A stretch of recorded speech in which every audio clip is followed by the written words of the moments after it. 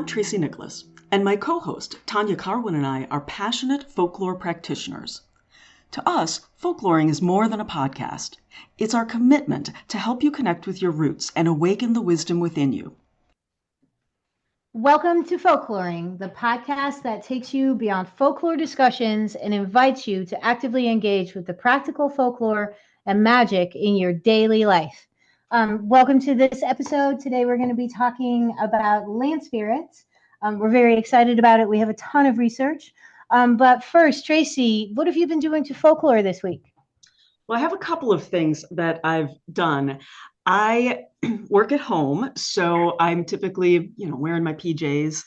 And I thought to myself the other day, I never wear any jewelry or anything because I rarely go out unless I'm going out for a walk or something like that.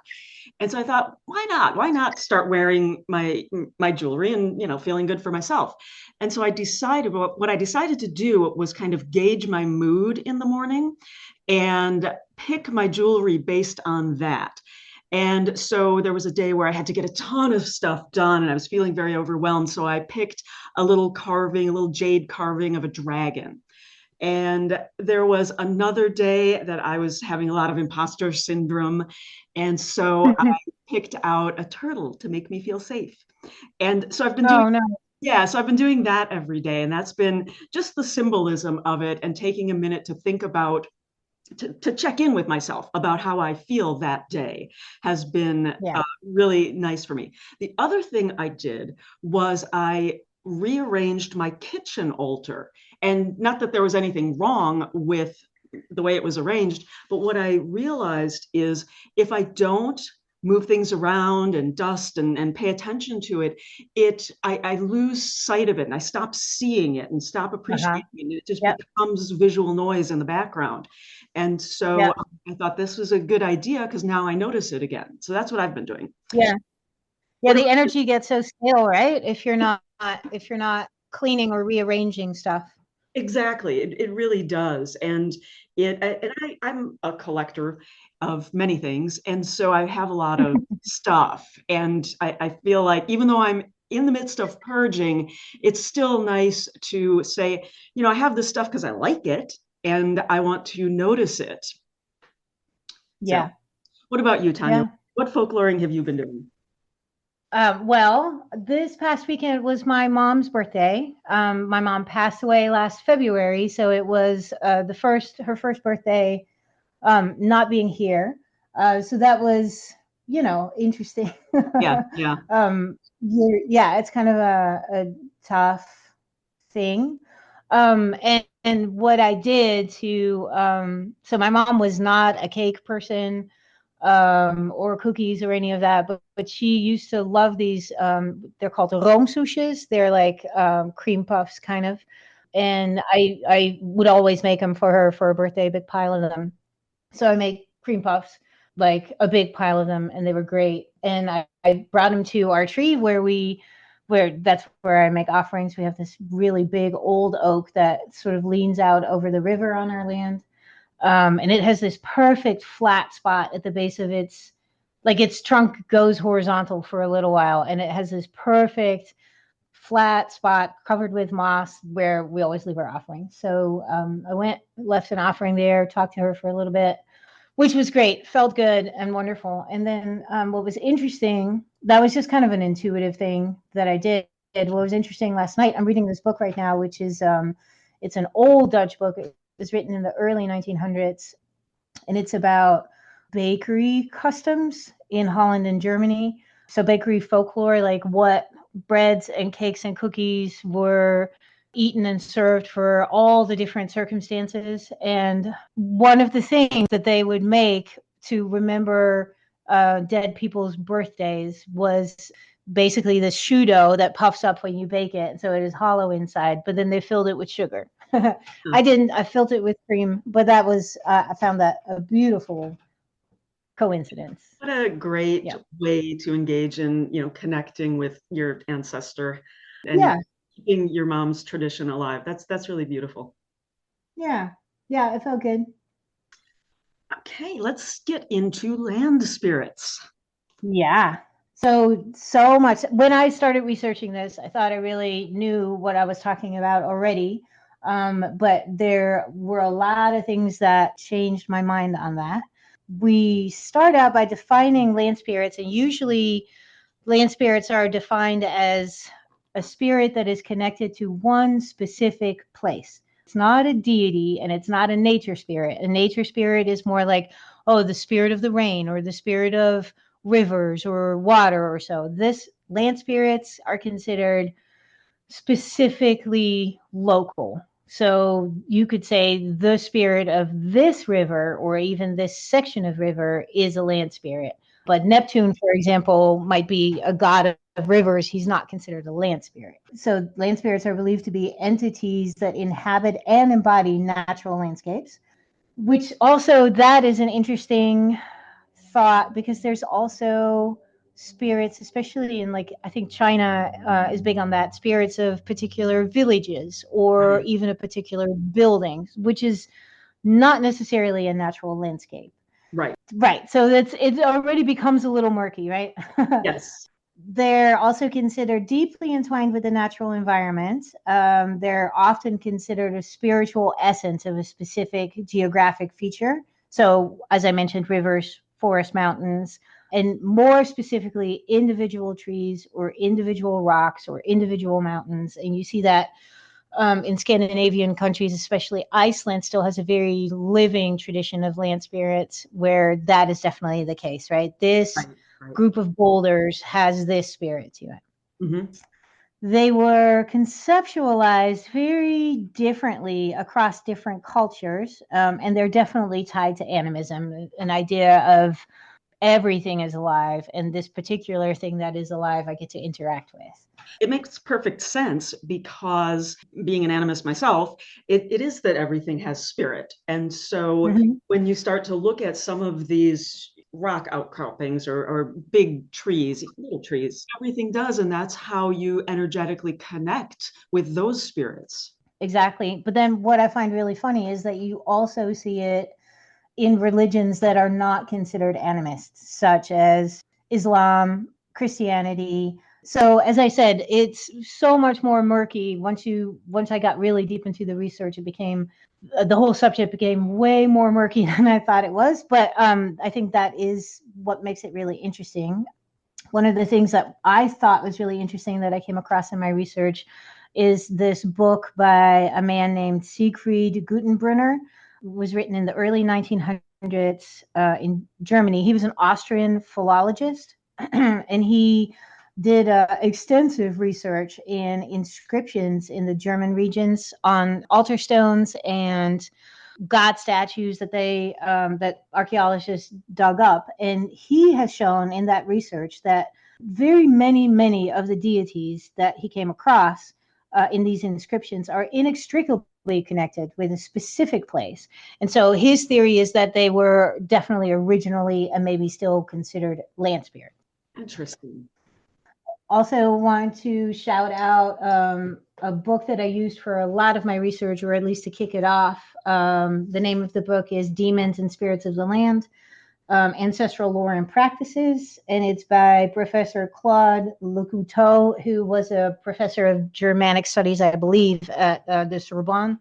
If you haven't read any of his work before, you should really remedy that as soon as possible. He's got phenomenal books. But this is one of his that I used to kick off my research. Mm-hmm. Mm-hmm. And I think that we find that spirits are culturally based. So they change from culture to culture. And we'll get into this a little bit later with I got very deep down a rabbit hole about crossroad spirits. And Nice. it's amazing how many different ways people looked at crossroad spirit, because you'd think it would be Uh-huh. pretty obvious, but it really was a lot of different types of deities and spirits that represented very different things. Yeah, and also interesting to see how so crossroad spirits and the importance of crossroads and their energy here in Appalachia is like very prominent in folk magic. But where I grew up, nobody thought twice about a crossroads. Right, right. So Yeah, so that's when it comes to land spirits in and of themselves as well. They're viewed very differently in different cultures. There's definitely a spectrum and of roles and symbolic interpretations. In some societies, they're considered benevolent protectors. They embody like the good parts of nature. They're here for us to connect to, and like as a conduit, maybe to the other realms, maybe to the gods, maybe as a connection to the natural landscape. And they're there to ensure harmonious coexistence between humans and their landscape. Yeah, a couple that I know of right off the top of my head. There Yeah. is a Native American spirit that was around where the current like US Canadian border is. And it was Uh-huh. called the Mishipeshu. And the Mishipeshu was a water leopard, and it protected waterways and specifically protected the copper in the water. And it, Wow. yeah, and so if you were trying to, sneak in there and scoop some of that up for yourself, you would get lost. The Mishipeshu would bring in fog and you'd get lost and you'd land on an island and you couldn't get back. And so I thought that one was interesting. And then there was one in Australia called the Yep. bunyip. And the bunyip Yep. was an indigenous folklore that it was a terrifying creature that supposedly would, come up out of the water and Uh-huh. drag people into the water and kill them and eat them. And Yep. what I found interesting about that is that one of the reasons that they had this, it would be in a place where it was dangerous to go in the water right there, right?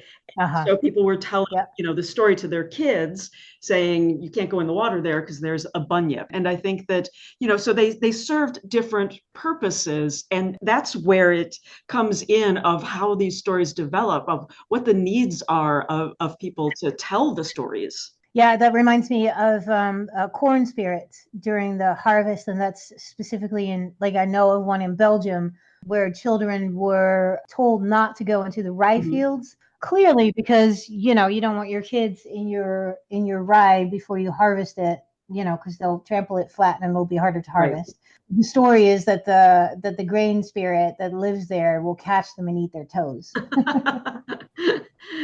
Which would be horrible. Yeah, not great. Yeah, so other cultures, though, view land spirits more as mischievous entities and tricksters, Mhm. even hard to communicate or have a relationship with. They're big on playing tricks, challenging perceptions of those who encounter them. So, as you were mentioning, fog will come up in the swamps and you have no idea where you are Right, anymore, that kind of right. stuff. The thought is that they might represent the capricious and unpredictable facets of nature, and also what you just said. It's like a warning, like this place is not safe, and so We see that in so many stories. You see that in so much of fairy folklore of, yep. people getting led astray and being gone for many years or, going and losing all track of time. And so I think that there is a very real, nature is dangerous in a lot of ways. And especially if you don't understand it. And so I think, again, these stories do serve a purpose of warning people or telling people to take caution in a particular way, or as a moral tale, like don't be greedy, don't steal all the copper from the waterways. And I think that there are the reasons that these develop can often be that, like I said earlier, the society needs to tell a particular story to get a particular result. Yeah. Another way land spirits are sometimes perceived, and this I feel like really skirts the edges of land spirits, but it was mentioned in several places, so I feel like I should mention it here. They can also be perceived as the embodiment of natural forces and like the raw power inherent in an environment. So they like storms or rain or thunder, things like that. And in this case, you can connect them to elemental forces of earth, air, water, fire. Right. And I think that it is interesting to think about, like you said earlier, it's murky. So much of what I was learning in doing the research was that there are all parts of nature are kind of mixed in a little bit together. But when you separate them out into the elements, I mean, you've got the sylphs, right, that embody air. You've got gnomes that Yep. embody earth, salamanders that embody fire, and the undines that embody water. And so that, there are, and that's just one example of characters that are created to represent things that are powerful and meaningful in our lives. Right, exactly. And I do like things like that when you start to think of them as like, okay, gnomes are earth spirits, but maybe your particular gnome, right, is a land spirit. Right. Is just like it's all very interesting to me. There's definitely been a bunch of researchers who have suggested that land spirits are really, and here comes a word that I think it really is pronounced chthonic, but you hear it pronounced chthonic a lot. So pick whichever one you want. But a lot of researchers speculate that land spirits are really chthonic spirits, so underworld spirits, and perhaps ancestors. And then that links with things like gnomes, right? Also considered perhaps originally ancestor worship. Well, and when you look at what most cultures do, many cultures, it is bury the dead. And so it makes sense. That's where our ancestors are going, right? Uh-huh. So Yeah. I think that is a logical tie-in, that it would have to do with the underworld. And even the way that we talk about it, it's the underworld, which is, under the ground. So the land spirits tying into that, that absolutely makes sense to me. Yeah, totally. Yeah, the symbology of land spirits is also, you find different symbology for them in different cultures. And as we already said, like they are like a symbiotic relationship between the physical and the spiritual realms. There is a spirit, but it's anchored to a rock, for example. So you have the spiritual realm where the spirit is, but it's anchored to our physical realm by a tree or a rock or a mountain or something, which that's interesting, I think, because a lot of spirits and deities are kind of disembodied unless we conceptualize them as something, but that is not the case with many land spirits. I mean, so much of our folklore is symbolic, right? And that gets back, I mean, that gets us back to folkloring, where you're using what is around you. And different cultures maybe they have different types of outcroppings of rock. Where I live, it is the flatlands, right? It is, we're in, farm country, corn country, as soon as you get away from the city. But if you go not very far up into Wisconsin, there is a lot more, it gets to a place where there's a lot more cliffs and things like that, because in the ice age, the ice came down that far, but not as far south as I am. And so it's going to have different meanings to the land there. Cliffs can be dangerous. They can be beautiful. Farmland is providing for you. And so the land means different things in different, very specific locations. Yeah, for sure. Another piece of symbology that's often associated with land spirits is that they're conduits for moral lessons. The stories around land spirits often serve as allegories. So they tell you what is ethical behavior in this area, and often, especially around environmental stewardship. And that is what we see still today in Iceland, where the stories that come up that you hear in the more mainstream areas is environmental protection through the invocation of land spirits. Like, we cannot build this road here because the elves said we can't, or these rocks are sacred or something like that. And surprisingly, in Iceland, usually they build the road around where the elves said to not build the road. Right. So that's pretty common. Yeah. And they also mirror societal values. So just like you see in much of folklore and folk tales, the same goes for land spirits. The tales about them mirror prevailing ethos of the communities.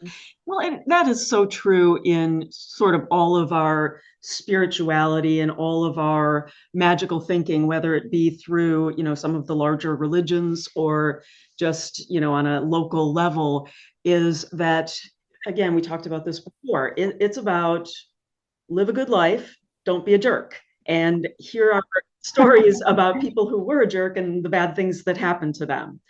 And I think that that's much of what religion and spirituality's purpose that it serves. Yeah.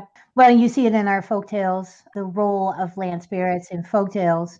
It's pretty prominent in most areas that I've researched. Their land spirits are often central figures in folklore and mythology. And these narratives, they often depict interactions between humans and these spirits, and then often illustrating a reciprocal relationship. Mm-hmm.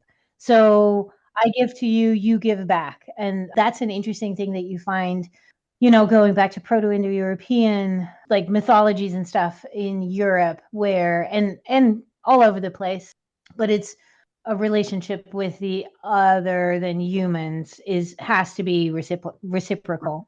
And so they're often guardians or guides or spirits, mediators, and tricksters. Yeah, and I think that that's true of lots of spirits. I mean, that's true of house spirits, that's true of the Fae, and I think that there's a lot of indication that people felt a need to have that conduit, have that connection that helps them really connect themselves with spirit. Right. So let's get into some different kinds of land spirits, because there are so many, and we would never be able to do an exhaustive list, but I think just giving people an idea of some of what we found would be fun.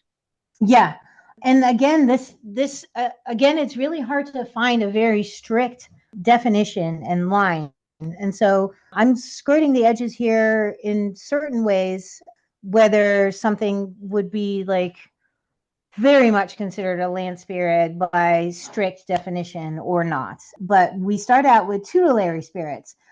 Is a deity or a spirit who is a guardian, a patron, or a protector of a particular place, geographic feature, person, lineage, nation, culture, or occupation. So definitely part of it is like a particular place, geographic feature, but then we get into nation, culture, and occupation, and then it becomes a little bit less land spirity and more something else. But I think that you said that it's lineage as well, which I think is interesting because it's not true so much anymore, but oftentimes generations of a family will live on the same land and work the same land. And so there's overlap there that is very interesting to me. I feel the same way. And the same goes for occupation, right? Like you didn't just decide, oh, I'm going to be a baker. That was because your family went back for generations being bakers and you learned that trade at home most of the time. So people stay put a little bit more than we do these days and more connected to relatives. So yeah, it's not that strange to think that this tutelary spirit. Yeah, it's not a huge leap at all. Right. So in late Greek and Roman religion, you had a type of tutelary genius deity called the genius, and it functions as a personal deity for an individual from birth to death. And then maybe an example of that is Athena with Athens, with the town of Athens being the tutelary spirit of Athens, which I would say falls under that realm of so connected to a specific locale that it becomes a land spirit. Right, but I'll tell you what, I really want a personal tutelary deity called Genius. That feels good to me, that my personal deity would be Genius. Yeah, totally. So in Rome, each town or city had one or more tutelary deities. And that their protection was considered vital in times of war and siege. Mm-hmm. Rome itself was protected by a goddess whose name was kept ritually secret which that is interesting. I really want to know what the name of that goddess was now. But yeah, that seems like a very local deity, which then at least harkens back to a land spirit idea. Right. And then in China, we have the Tudi Gong, which is an earth deity, and it's the tutelary deity of a particular locality. And each individual locality has its own earth deity. And they also have city gods, a guardian deity of an individual city, and they're worshipped by local officials. And in India, we have the Grama Devata, which are guardian deities of villages. Okay. So that was what I found out about tutelary spirits. All right. Another one that is way more well known is tree spirits. Right. It's a tree deity or a spirit. Is a nature deity related to one specific tree. You also sometimes see this is the spirit of all the oak trees, but what we're specifically talking about right now is like this particular oak tree has this particular spirit. And obviously in Greek times, they were known as dryads. Right. There's been quite a bit of linguistics having tried to, because dryad and then druid and then drew, I think, is a proto, maybe Germanic word for oak, to tie all those together, which I find that interesting reading. But yeah, we treat deities, their status varies from that of a local fairy or a ghost, a sprite or a nymph, Right. or even that of a goddess. Well, and you see this spill over into pop culture so much. I mean, you see it in Harry Potter, and you see it in Lord of the Rings, where the trees are living beings that, can talk to you. I thought that there was a very interesting series. I don't know if you caught this. It was on Facebook, and that was the only place it was playing. And I don't know if they even do this anymore, because I don't know if they try things out, but it was called The Birch. And it was a horror series where this birch tree that looked very evil. It's the pictures of like the stills from this. It's very, very evil. And the birch tree befriended this teenager and who was, running into difficulties and being bullied. And the birch tree would take the people that were hurting this girl and basically, absorb the person, like pull them down into the ground with the tree's roots. And so I think there are so many examples of that we see now. We like to think about that because we know that trees are living, and we know that we now know that trees communicate with each other through their root system, and that they take care of, they keep feeding the roots of trees that were cut down, which is heartbreaking to me whenever I think about it. Yeah. And so I think that we understand intrinsically that trees have life and they're powerful and they're big, but they're big on a scale that is meaningful to us. Like mountains are big, right? Oceans are big. Yeah. But we are so minuscule in comparison to those. It's so much easier to have a relationship, a grounded being that is alive, that we can touch and lean up against and use for shade. And we can really have, I have a favorite tree. So I think that we do like the relationships that we have. And as humans, when we're telling our stories, we like to bring to life the things that we love and cherish. What is funny is that a piece of modern folklore, right? Knock on wood, comes from the spirit, asking the spirit in the tree for protection. Yeah, exactly. I thought you were actually saying knock on wood there. No. I was making the example. Okay. We also have, of course, water spirits, which most of us are also familiar with. There's spirits of holy wells, of springs, right. Of rivers, which that becomes, a river is usually so very long. So is it still local? But it's still that same river. And so we see gods and spirits of rivers. We have the Rhenus Pater, which is Father Rhine from the Rhine, is the personification of the river god. And then there is the word Danu is Proto-Indo-European. The river Danube is named after that, but also the Dnieper and other rivers and many other gods and goddesses like Danu in Ireland and a river goddess named Dawn. Mm-hmm. So, well, and I think if you turn to the UK, I think that, and so much folklore there, but that you got the Kelpie, who will drag you down under the water and kill you. So terrifying water spirit. Mermaids, I think there are more places than the UK, obviously. Then there's the Selkie, which I think the Selkie is a very interesting one because it's a creature that is sea creature, but then when the person or the Selkie comes onto the land, they can just take off their pelt and become human. And so it's much like the story of the Little Mermaid who wanted to move onto the land. The Selkie story is really interesting to me, that it's moving onto the land then transforms who you are. Yeah. It's interesting. I personally would put the Selkies more with the Fae folk than with land spirits, but I can't say I've done an exhaustive research into Selkies either. Right. And the only reason that I really bring it up is because it's one of those water spirits that changes when coming to land. Again, we're in murky territory with water spirits. Right. There's another one that I found that I like a lot. And going back to trickster land spirit, the Tokoloshi is South African, and it can be very malevolent, but it's definitely a trickster and can make people ill or even kill them. And it can become invisible by drinking water or swallowing a stone.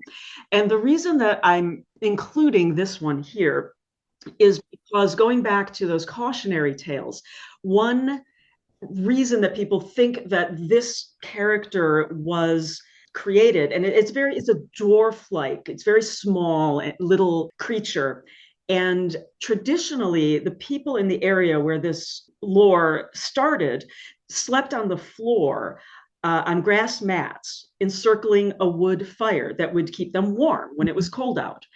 And they didn't realize at the time that it was depleting the oxygen level. And so some people who had weaker like lung capacity or whatever, they were breathing in carbon monoxide, really. And eventually it was realized that anyone who was sleeping in an elevated position escaped the clutches of the deadly curse of the Tokoloshi. And so that's why it was a very short person, because it was people on the floor and that's a story that helps people explain things that they don't understand and don't know why it's happening, but also helps them convey, don't sleep on the floor in front of the fire. Yeah, exactly. Yeah. That's awesome. Wow. Yeah, so moving on, we also have, and there's not a particular name for them or that I'm aware of, but spirits of rocks, hills, and mountains. Yeah, I think that it depends on the particular rock. There are lots of specific outcroppings that people find to be notable. And even, people like to look at the imagery. I was in Cape Town working many years ago, and there is a mountain. It's sort of a two-tiered kind of mountain, and it's called Lion's Head and Lion's Tail. And if you look at it from a distance, it does look somewhat like a lion. And I think that we like to create these creatures. So I think that very specific rock formations and mountains and everything, those are specific, I think, again, to place. But I also find it interesting that humans like to create those, when they build stone circles, or they create chalk figures, white horses, and you know more about that than I do, I'm sure. I'm not 100% sure, but I do have a tattoo of the white horse of Uffington on my shoulder. I know. I've always loved the white horses. When you say we like to create those things, I wonder if that is true or if we mark things. That's a good point. Is something already happening there, and we want to mark it so that everybody knows something's happening. Right.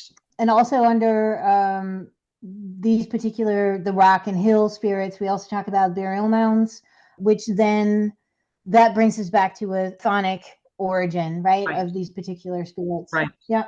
And there's also so much fairy lore. You have different tiers of importance, right? It's a caste system, let's be honest. And the kings and queens are often associated with dominant landscape features, like, big hills or mountains. And then as you go down the tiers, they're associated like dryads with trees. Those are lesser today. And so I think that's pretty interesting. And I have always loved the folklore around fairy rings, and that, you're going to step into the fairy ring and be, transported off to, wherever to go dance or to go do whatever it is that you do in the fairy realm. And that it is based on the way that mushrooms grow in a circle in many cases. But that's just the way that, mushrooms grow, which I think is hilarious, that they had to come up with some sort of story about that. I mean, is that just how mushrooms grow, or yeah, there's an underlying system. It's not a root system because roots. No, I know. But yeah, that is how they grow in some types of mushrooms, not all types of mushrooms. You're not going to see puffballs that are growing in circles. Delicious puffballs. My husband was watching a TikTok, probably. He was standing in the kitchen. He goes, no, oh no. And it was a video of someone who found a fairy ring of Amanita muscaria somewhere in the woods, and like stepped in it while they're showing everybody on the video, what they found, how pretty it is. And all the comments were like, get out of the fairy ring. It was really funny. It's hilarious. Yeah. I did find something, and I found this very interesting, about fairy folklore in Wales. What happened was, as people started populating more and more, fairies are a tie-in to an other world. So they're found in wilder places. And so they sort of started getting pushed more and more into the corners of Wales, into the forests, until finally they basically came up with this lore that said the fairies actually got pushed off onto their own islands. So the land, they were pushed off of the main land, and that was then they were the land spirit of that island. And they were like floating islands that would move around. Wow, that's awesome. I had never heard that. That's really great. Yeah, you gotta love Wales, and those people love their folklore, and they are such amazing folklore. Yeah, really great, and so much left of it still, so much more than many other places. Right. So these are kind of types of land spirits that are like, we could go on forever. Right. On land spirits, but we're going to leave it here. These are kind of the primary ones. Now we're moving on to a list of specific land spirits. So one of the most well-known, especially lately, is the Landvater, which are spirits of the land in the Norse and Germanic culture. And they are protectors, and they promote the flourishing of the specific places where they live. And they can be as small as a rock, or a corner of a field, or as large as a whole section of a country, which you'll see in Iceland. They have 4 guardians for each part of the compass, I guess. There's a bull, a giant, I don't remember. But yeah, so each of them protects like a quarter of the whole island. What I love about this particular story is that they used to, out of respect for them, and I am not going to be able to pronounce it, that tripped off your tongue, I'm so impressed, but they would take, if there was a ship that had a dragon head as a prow, they would be removed before approaching them, so they wouldn't be frightened away or driven away by this scary dragon head. Yeah, beautiful, right? Some scholars have suggested that the Landvater are chthonic, so spirits of the dead.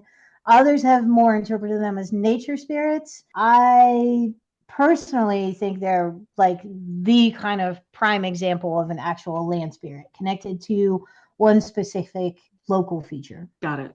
But that's just me. um, Here's another one that I had to look up how to pronounce because my Greek is rusty at best. These are, it's pronounced, well, okay, I'm going to tell you how it's spelled first because it's ridiculous. It's Stoixeia.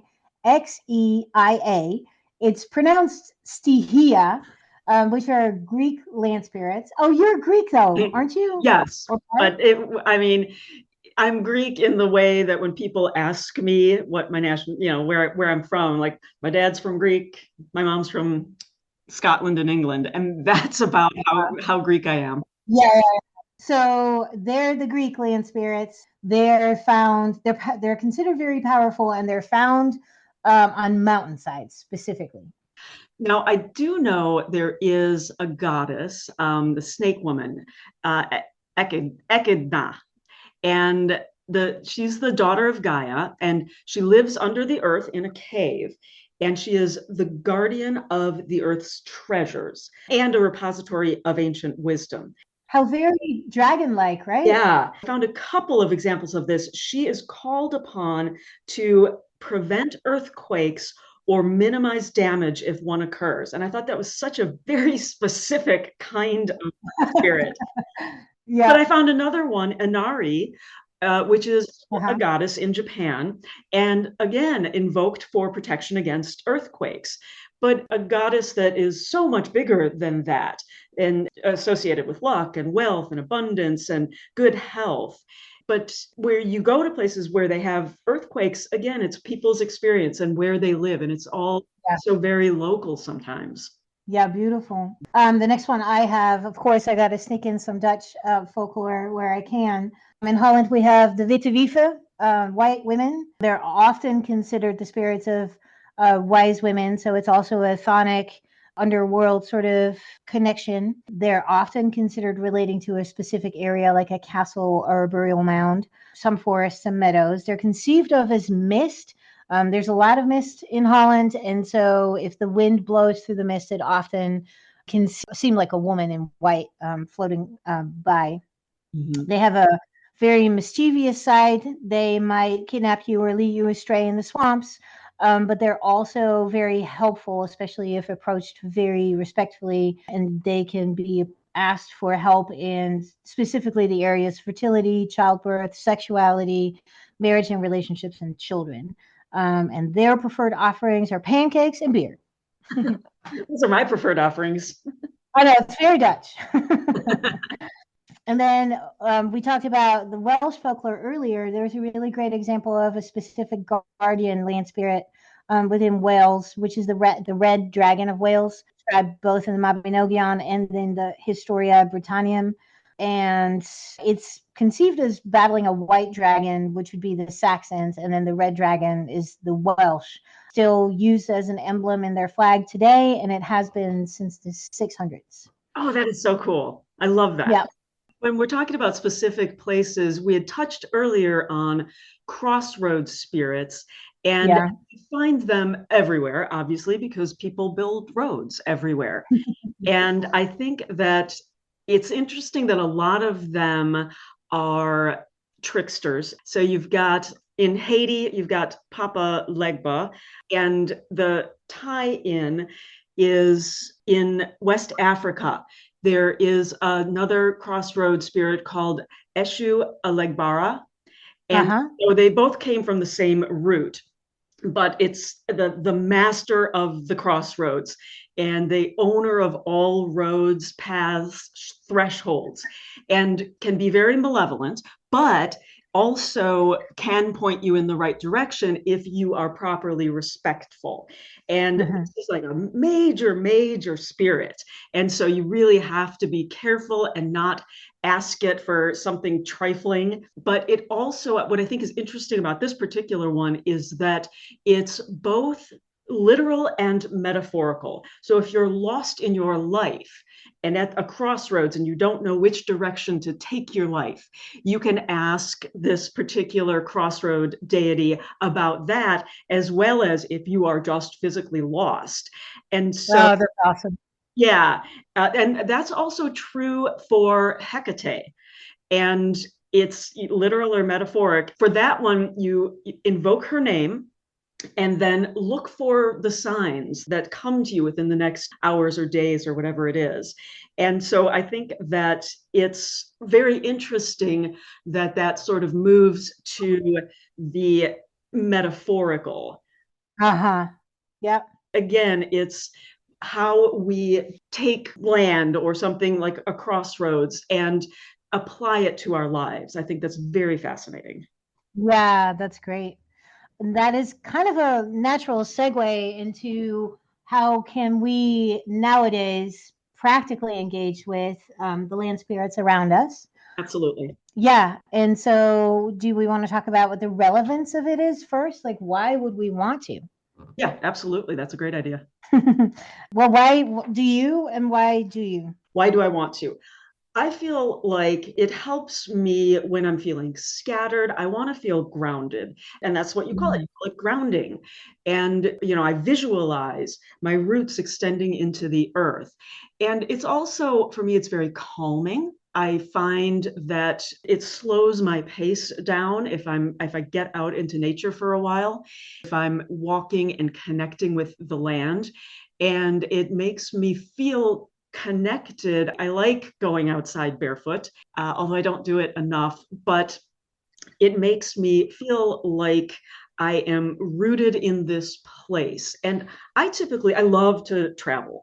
And I typically feel very at home no matter where I go. I so seldom have massive culture shock. I just love it wherever I am. And so the land spirits, wherever I go, it's important because places feel different. And to be able to connect with that, you really get into the rhythm of where you are when you do that. Absolutely. The whole idea of connecting to a land spirit of a new place. Yeah. That resonates. That resonates with me so much. Because you grew up in one place and then moved to a whole different country. Uh-huh. Yeah. And for me, honestly, the whole connecting to land spirits has been a pretty recent, like the last 5 years experience more consciously. And I'll tell you, it came about because we were looking to move and to buy a house, and we wanted, we had our specifics in mind.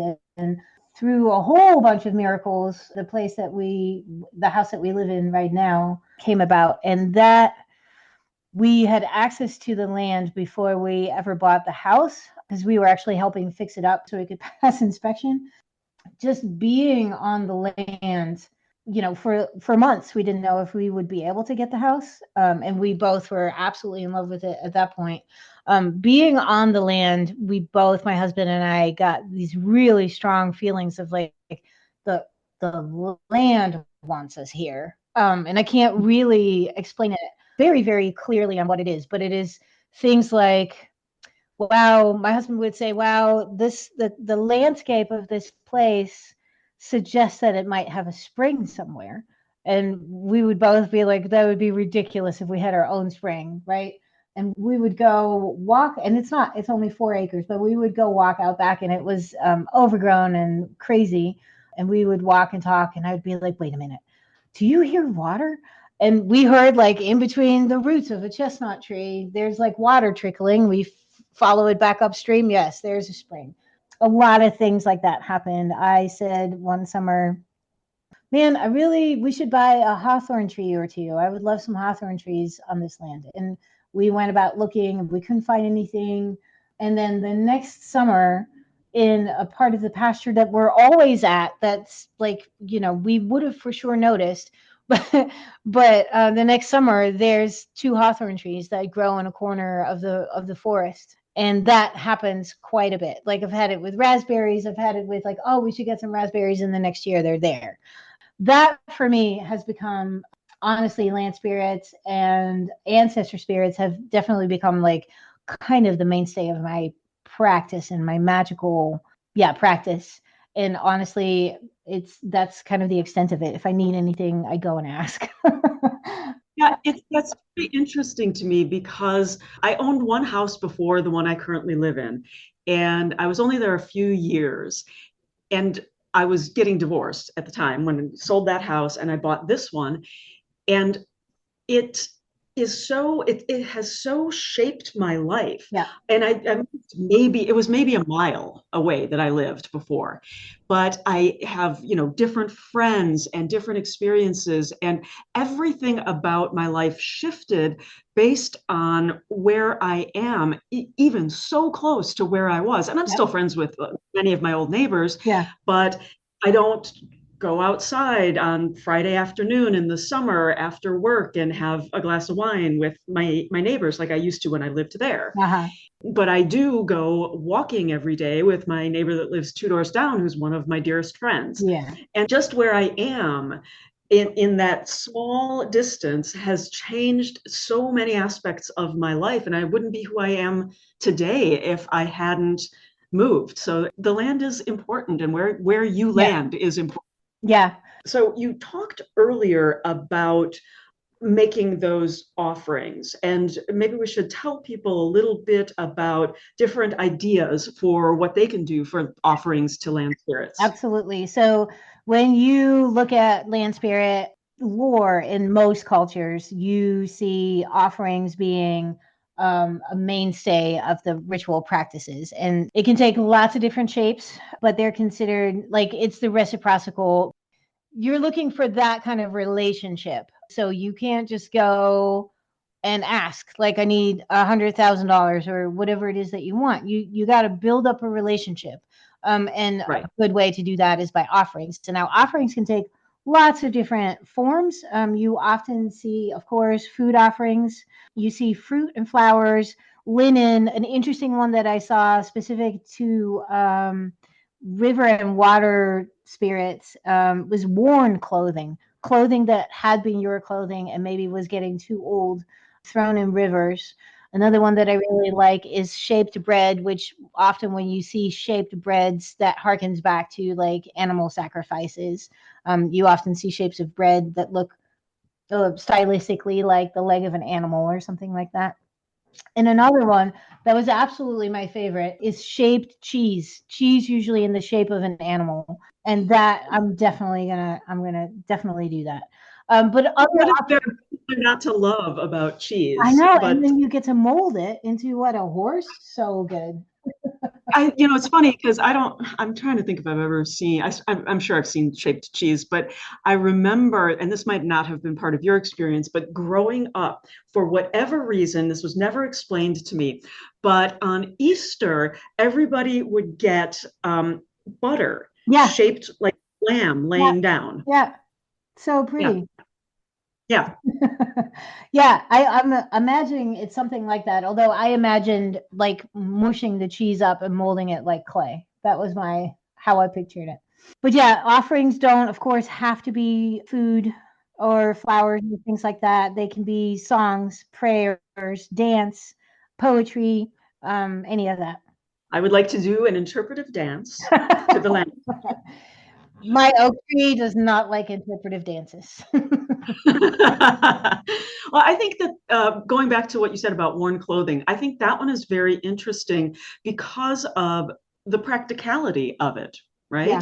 That you take an article of clothing, and I have many different tiers for my clothing. I have clothing that's new that I wear out in public when people see me. Then I have my lounging around the house, and when things start to get worn out, then they transfer to like either workout clothes or maybe working in the yard clothes, and Yeah. then they go to eggs. But I mean, people had to be practical. And so you're not going to throw out something that still has life left in it. Yeah, and at the same time, like the production of clothing took so much time and energy. It's truly outrageous. Somebody just recently did a study on it. They were producing a linen shirt from scratch. Like they grew the linen and then they processed it and spun it, wove it, sewed the shirt. And I don't remember how many thousands of hours of work went into producing this one. Maybe it wasn't thousands. It was a ludicrous amount of time, which Mhm. even though you have worn it, that much time still went into producing it. So it would still be a huge sacrifice of your time and Right. energy. Yeah.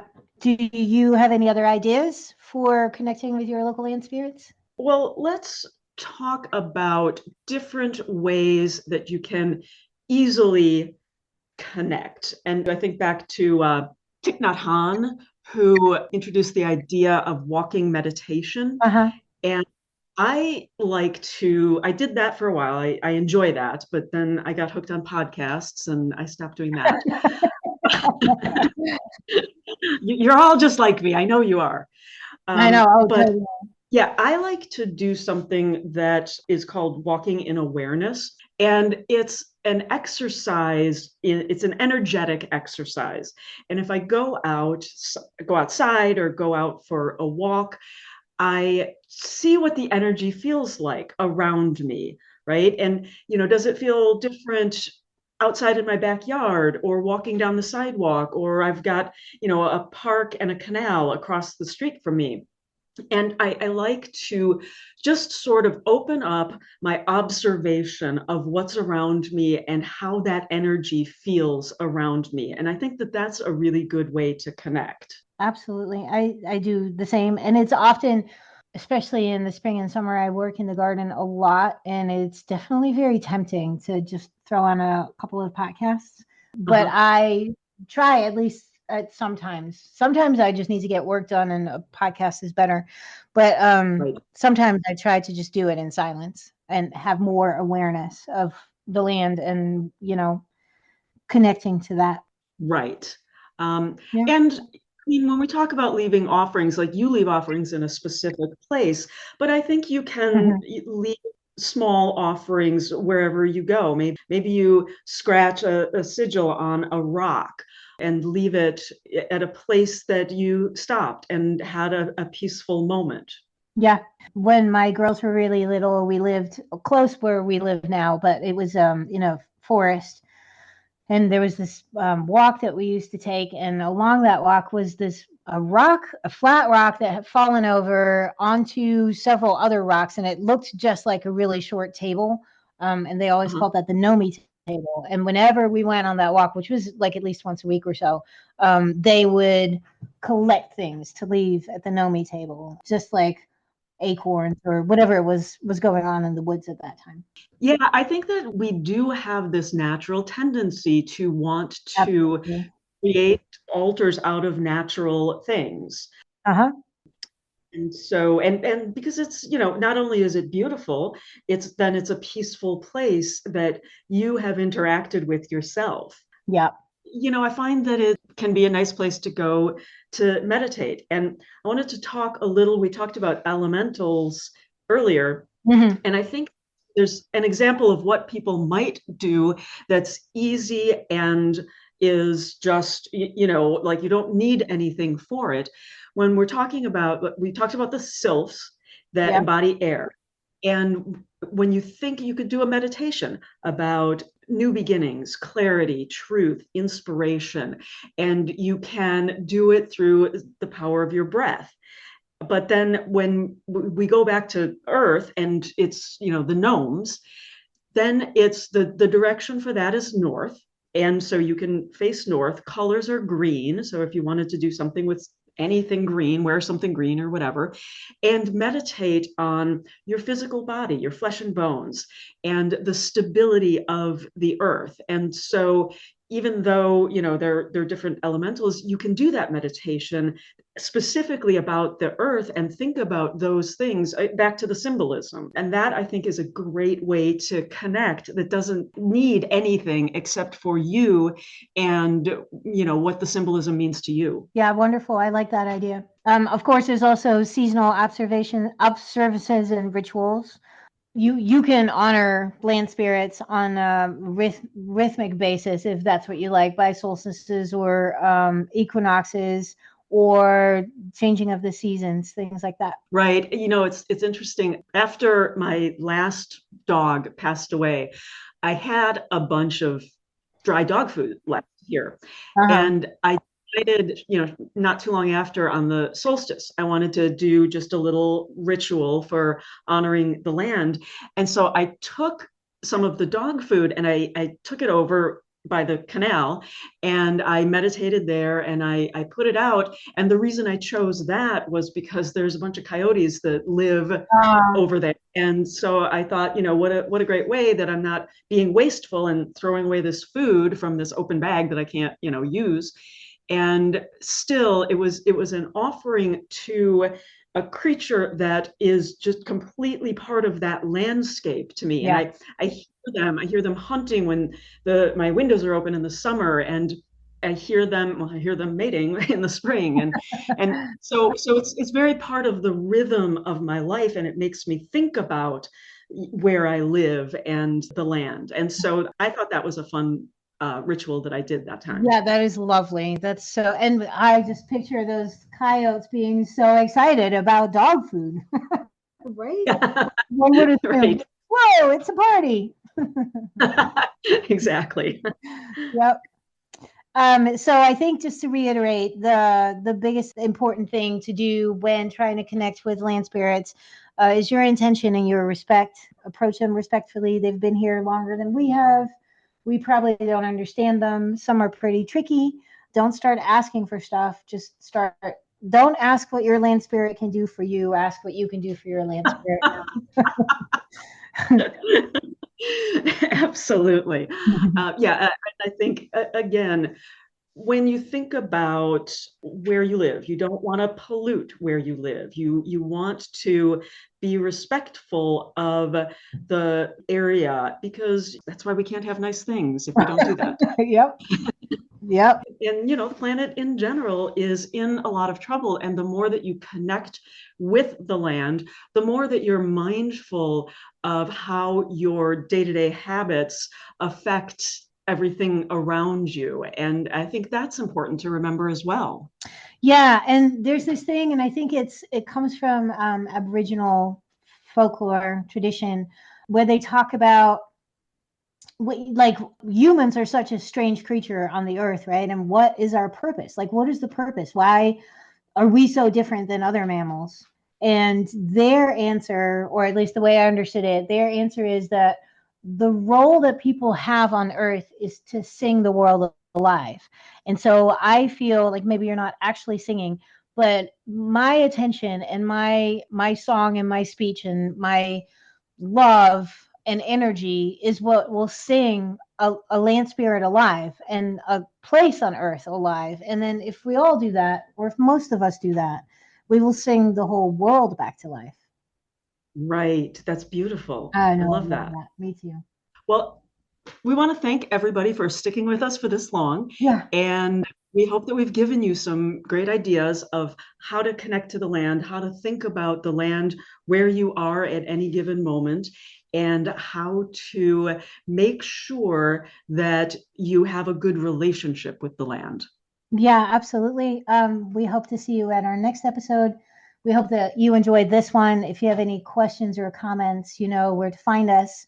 We love reading all your reviews, questions, comments, suggestions. So keep them coming. And yeah, hope to see you next time. As always, thanks for listening to Folkloring. If you liked what you heard, please consider giving us a rating and review, and don't forget to subscribe on your favorite podcast app so you never miss an episode.